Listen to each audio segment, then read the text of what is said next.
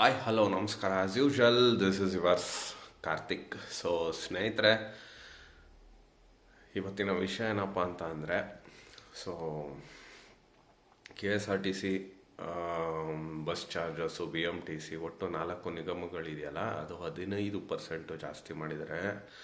So ಸಾರ್ವಜನಿಕರು ಏನು ಟೀಕೆ ಪ್ರಹಾರಗಳನ್ನ ಮಾಡ್ತಾಯಿದ್ದಾರೆ, ಹೆಣ್ಮಕ್ಳಿಗೆ ದುಡ್ಡು ಕೊಟ್ಬಿಟ್ಟು ನಮ್ಮ ಜೇಬಿಂದ ಹೆಣ್ಮಕ್ಳಿಗೆ ದುಡ್ಡು ಕೊಡ್ತಾ ಇದ್ದಾರೆ. ಸೊ ಗಂಡಸರಿಗೆ ಕತ್ರಿ ಹಾಕಿ ಹೆಣ್ಮಕ್ಳಿಗೆ ದುಡ್ಡು ಕೊಡ್ತಾ ಇದ್ದಾರೆ ಅಂತ ಎಲ್ಲ ಏನೇನೋ ಟೀಕೆ ಎಲ್ಲ ಮಾಡಿದ್ರು. ಆ್ಯಂಡ್ ದೆನ್ BJP ಅವರು ನೆನ್ನೆ ರಾಜ್ಯದಾದ್ಯಂತ ಪ್ರತಿಭಟನೆ ಮಾಡಿದ್ರು.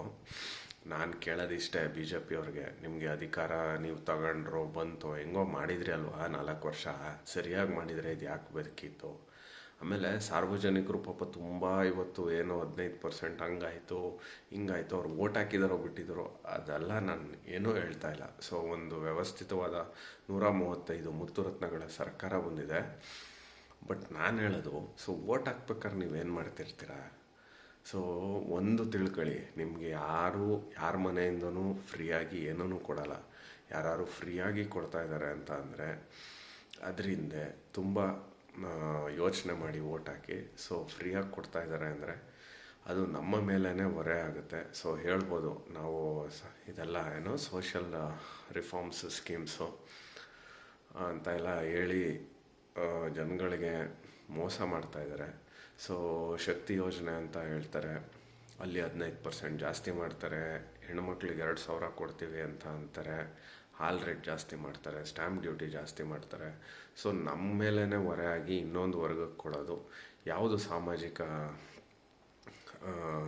ವ್ಯವಸ್ಥೆಗಳನ್ನ ಹಾಳು ಮಾಡುತ್ತೆ, ಆರ್ಥಿಕ ವ್ಯವಸ್ಥೆಗಳನ್ನ ಹಾಳು ಮಾಡುತ್ತೆ. ಸೊ ಸೋಷಲ್ ವೆಲ್ಫೇರ್ ಸ್ಕೀಮ್ ಅಂತ ಹೇಳ್ತಾರೆ, ಅಂದರೆ ಸಮಾಜದ ಹಿತಕ್ಕಾಗಿ, ಸಮಾಜಕ್ಕೋಸ್ಕರ ನಾವು ರೂಪಿಸಿದಂತಹ ಒಂದು ಯೋಜನೆಗಳು ಅಂತ ಹೇಳ್ತಾರೆ.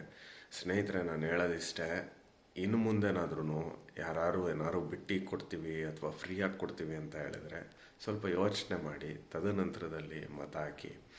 ಇಲ್ಲ ಅಂದರೆ ಇದೇ ರೀತಿ ಆಗುತ್ತೆ, ನಮ್ಮ ಮೇಲೆ ಹೊರೆ ಬರುತ್ತೆ, ನಾವೇ ಅದಕ್ಕೆ ತಲೆ ಕೊಡಬೇಕಾಗುತ್ತೆ. ಅವ್ರ ಮನೆಯಿಂದ ಯಾರೂ ಏನು ಇದು ಕೊಡಲ್ಲ. ಸೊ ಯೋಚನೆ ಮಾಡಿ ಓಟ್ ಹಾಕಿ.